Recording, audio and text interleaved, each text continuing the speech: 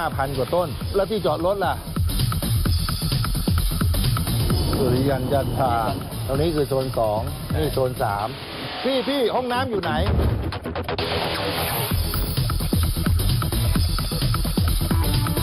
สถานที่นี้ล่ะครับคือสถานที่สภาแห่งใหม่ท่านประธานสภาที่เคารพกับผมเป็นเรื่องที่จะต้องคุยกันว่าที่เก่าเนี่ยมันอัดหนาแน่นมันพื้นที่มันไม่พอตั้งแต่ปี 2535 ก็เลยมีแนวคิดว่าจะหาสถานที่ตั้งสภาแห่งใหม่ด้านหลังผมนี่แหละครับบริษัทชิโนไทยผู้รับเหมากำลังจะก่อสร้าง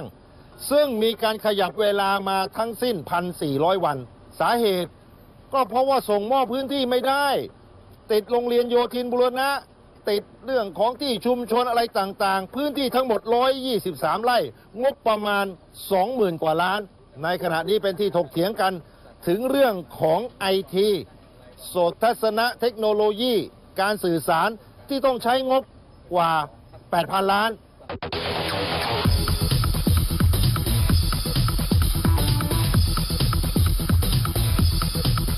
สภาแห่งนี้จะทันการเลือกตั้งกุมภาพันธ์ 62 หรือไม่หรือว่าจะต้องรอต่อไปเป็นความผิดใครที่มีการขยับเวลามาเนิ่นนานถ้าคูณ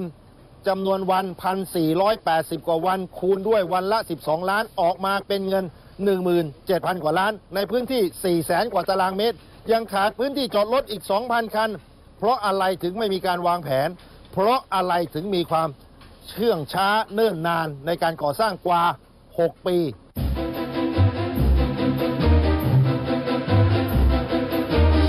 เห็นนั่งร้านไหมครับตรงที่มีนั่งร้านตั้งอยู่นั่นแหละครับที่จะเป็นเสาไม้สักที่จะมาตกแต่งเพื่อให้สภานี้ดูแล้วมีความดีนะฮะเพราะสัปปายะสภาสถานคือสถานที่ประกอบคุณงามความดีฟังแล้วขนลุกไปหมดนะที่นี่คงมีความดีเยอะมากเลยครับเดี๋ยวลงไปดูสิครับว่าความดีแต่ต้นเนี่ยเขาทำกันเป็นยังไงบ้าง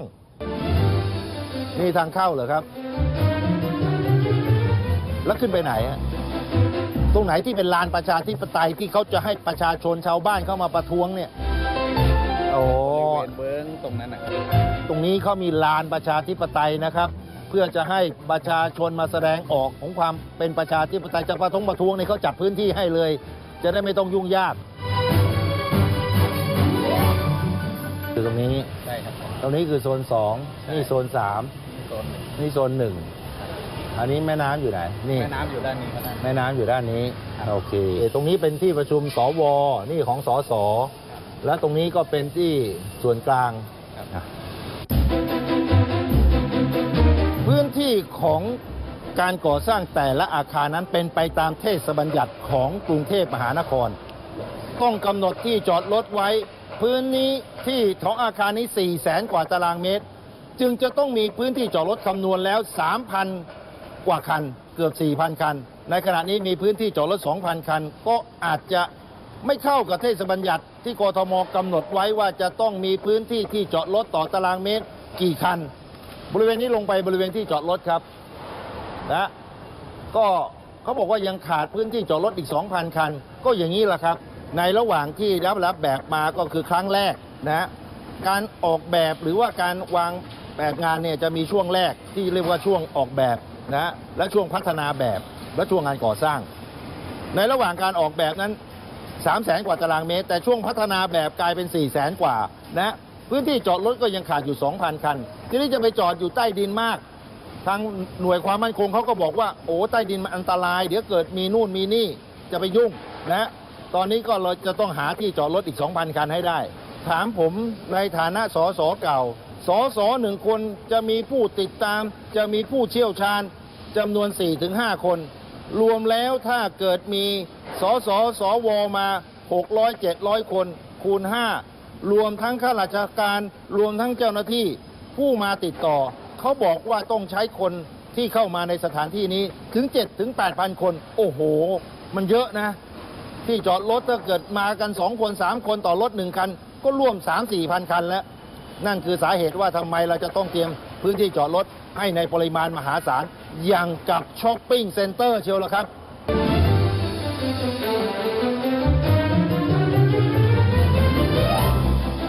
เดี๋ยวไปห้องประชุมสสเลย ไป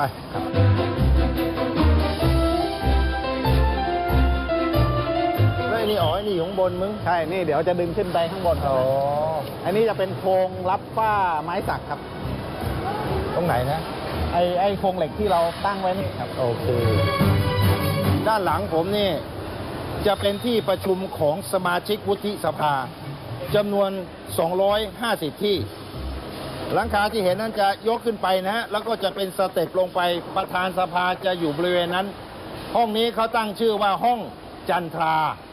มีชื่อห้องด้วยนะครับ เหมือนกับห้องประชุมจะต้องมีชื่อ ตอนนี้ผ่านประธานรัฐสภาไปแล้ว 11 คน ผ่านนายกไปแล้ว 5 คน สภาเก่านั้นใช้เวลาประชุมรับใช้สสสวและข้าราชการตั้งแต่ปี 2517 จนมาถึงปัจจุบันก็ 40 กว่าปี มีความหนาแน่นอึดอัดพอสมควร เพราะหน่วยงานของสภาจะต้องกระจัดกระจายไปอยู่ในอาคารต่างๆ เนื่องจากอาคารที่รัฐสภาไม่เพียงพอ ก็เลยรวบรวมเอาครับ แต่เดิมคุยกับทางผู้รับเหมาเขาบอกว่าออกแบบมาอยู่ 300,000 เศษๆปัจจุบันขยายเพิ่มเติมเป็น 400,000 กว่าแล้วนะเดี๋ยวเราจะไปดูมีประชุมสวก็ต้องไปห้องประชุมสสล่ะครับ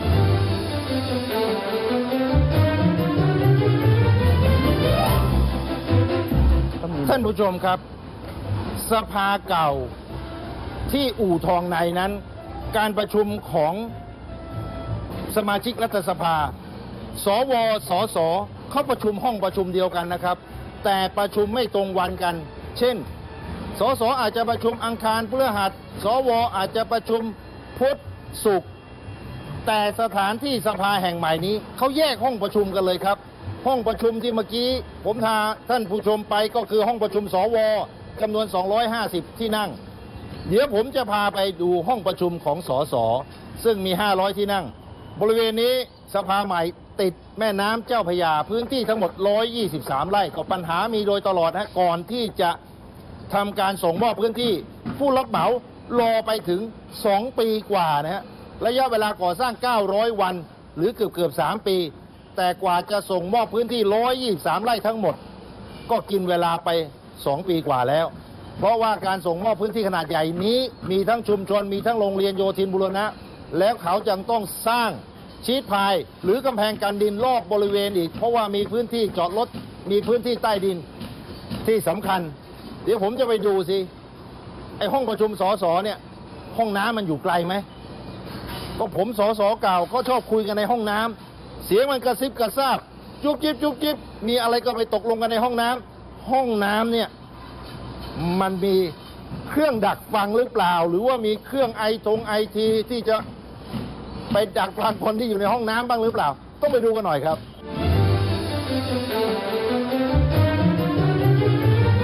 เบื้องหลังผมนี้เป็นที่ประชุมของสสสมาชิก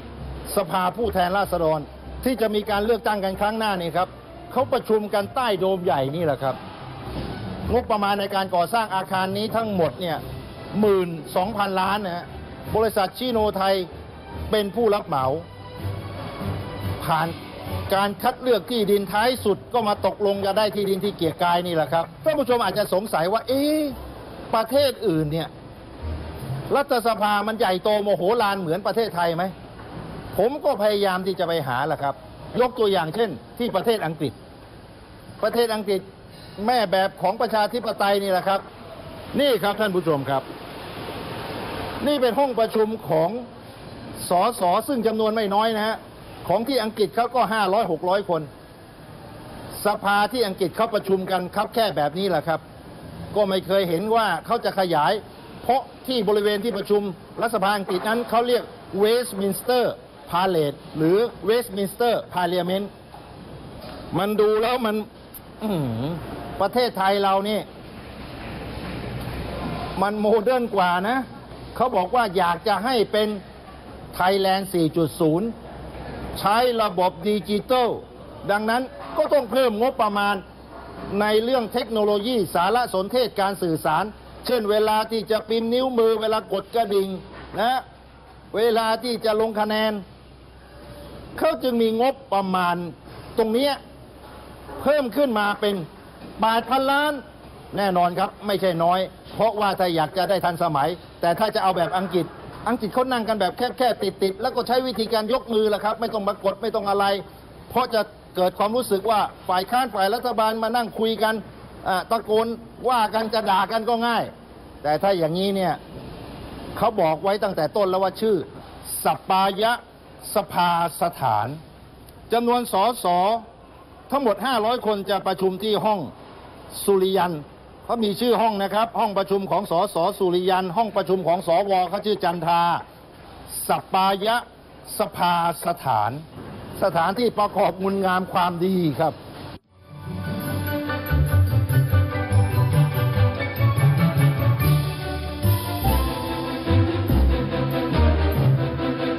สภาผู้แทนราษฎรนั้นเขาเรียกว่าผู้ทรงเกียรติ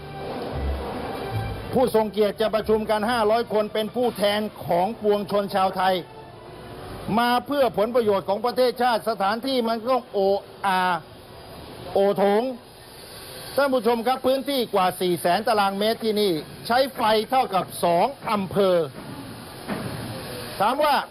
ในขณะนี้เขามีการใช้ไฟแบบประหยัดมีอาคารที่เรียกว่า saving energy ก็ที่ถกเถียงกันละครับว่าถ้าใช้ไฟมหาศาลเพื่อให้ท่านสวท่านผู้ทรงเกียรติมาประชุมเพื่อผลประโยชน์ของประเทศชาติก็เหมาะไหมครับที่จะใช้เงิน 20,000 กว่าล้านนอกจากใช้ไฟมหาศาลแล้วพื้นที่มหาศาลแล้วการดูแลรับผิดชอบหรือเรียกที่ว่า maintenance ก็คงจะต้องมีด้วยการรักษาความปลอดภัยเรื่องของ IT เรื่องของการสื่อสาร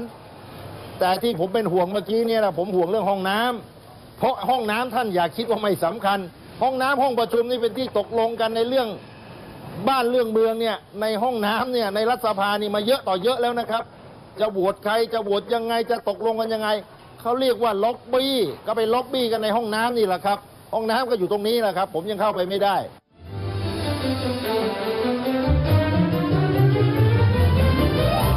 สมาชิกรัฐสภาที่เขาเรียกว่าผู้ทรงเกียรตินั้นเวลาจากคนธรรมดาพอเข้าไปในสภาเขาไปรายงานตัวเซ็นชื่อแกรกเดียวจากคุณเขาเรียกเป็นท่านฮะมีประโยชน์มีผลประโยชน์ต้องเดินทางฟรีจะไปไหนก็ได้มีเงินเดือนมีผู้ติดตามมากมายในประเทศอื่นๆนั้นมีแบบนี้หรือไม่ผมยกตัวอย่างให้ก็อย่างที่เมื่อกี้ยกตัวอย่างคือประเทศอังกฤษนั้นห้องประชุมของสสและของสภาขุนนางหรือสภาสูงนั้นใช้ห้องประชุมห้องเดียวกันละครับห้องเล็กๆแบบที่เมื่อกี้นี้ผมให้ท่านผู้ชมดูแล้วครับรูปเมื่อกี้นี้เขาไม่ได้แบ่งแบบนี้ในปีหนึ่งมีการประชุมอยู่2 ครั้งครั้งหนึ่งก็เซซะว่าสัก3 เดือน2 ครั้งก็ประชุมกัน 6-7 เดือนการสร้างใหญ่โตอย่างนี้ก็คงจะต้องมีข้าราชการมีเจ้าหน้าที่อย่างที่ทางสภาเขาอ้างไว้ล่ะครับว่าจำเป็นจะต้องให้มันใหญ่เพราะว่ามีข้าราชการที่เกี่ยวข้องกับงานที่ทำเพื่อบ้านเพื่อเมืองจำนวนมากรวมทั้งประชาชนที่มาติดต่อก็เลยสร้างใหญ่โตสักประมาณ 4-5 แสนตารางเมตร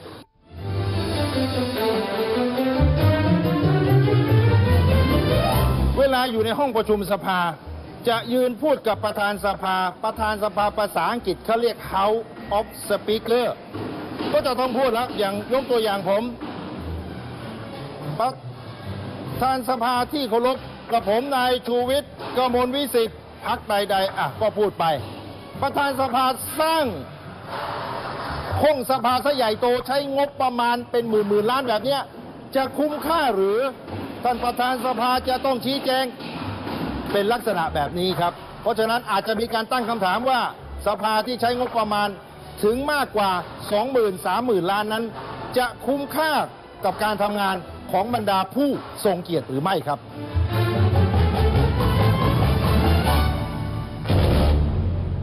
ถ้าพูดถึงสภาพโดยรวมผู้รับเหมาเขาก็ทำงานเต็มที่แต่ถ้าเปลี่ยนแบบกันบ่อยๆมันก็แบบนี้แหละครับ มันก็ต้องเนิ่นนานก็ต้องขยับเวลากันออกไป ซึ่งณวันนี้เนี่ยตั้งแต่ 2556 นะครับจนถึงปัจจุบันนั้นก็เป็นระยะเวลากว่า 5 ปีแล้ว ก็เหลือปี 62 อีกปีเดียวแล้วครับที่คาดว่าจะเสร็จทัน จะทันไม่ทันก็ต้องติดตามดูกันต่อไปครับ